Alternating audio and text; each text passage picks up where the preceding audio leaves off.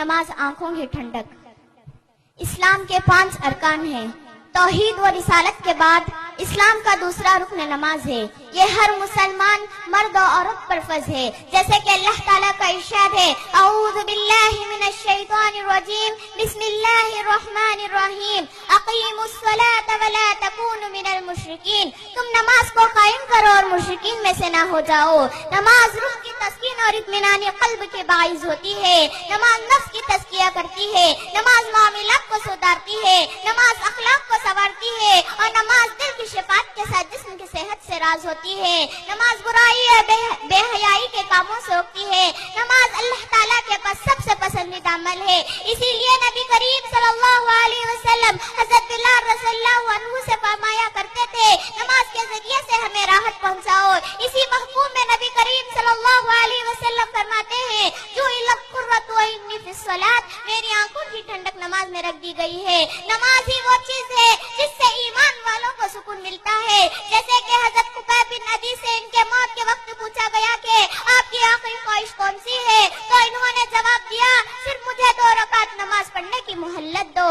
معزز سامعات، آپ صلی اللہ علیہ وسلم اور آپ کے اصحاب مصیبت اور پریشانی ہی میں نماز ہی کی طرف رجوع کرتے تھے۔ نیز نماز انسانوں کو برائی اور بے حیائی سے روکتی ہے، جیسے کہ اللہ تعالیٰ کا ارشاد ہے، ان الصلاۃ تنہی عن الفحشاء والمنکر، بے شک نماز برائی اور بے حیائی سے روکتی ہے۔ یہ ارشاد گرامی میں صادق آتا ہے۔ اسی طرح نماز نہ پڑھنے پر بچے کو مارنے کا حکم دیا گیا ہے، جیسے کہ حدیث میں آتا ہے، بین الرجل و بین الشرک والکفر ترک الصلاۃ، رواہ مسلم۔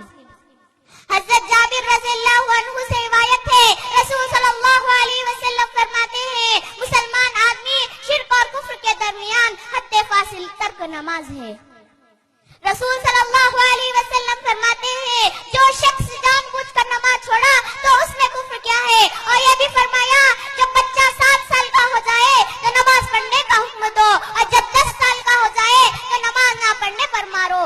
اسی طرح جیسے کہ حدیث میں آتا ہے، آپ صلی اللہ علیہ وسلم کے پاس ایک آدمی آیا اور پوچھنے لگا، اے اللہ کے رسول، اللہ تعالیٰ کے پاس سب سے پسندیدہ عمل کون سا ہے؟ تو آپ صلی اللہ علیہ وسلم نے فرمایا، نماز کو اس کے اول وقت پڑھنا۔ آخر میں اللہ تعالیٰ سے دعا ہے، اللہ تعالیٰ ہم تمام کو نماز کو اس کے اول وقت ادا کرنے کی توفیق دے۔ آمین ثم آمین۔ السلام علیکم ورحمۃ اللہ وبرکاتہ۔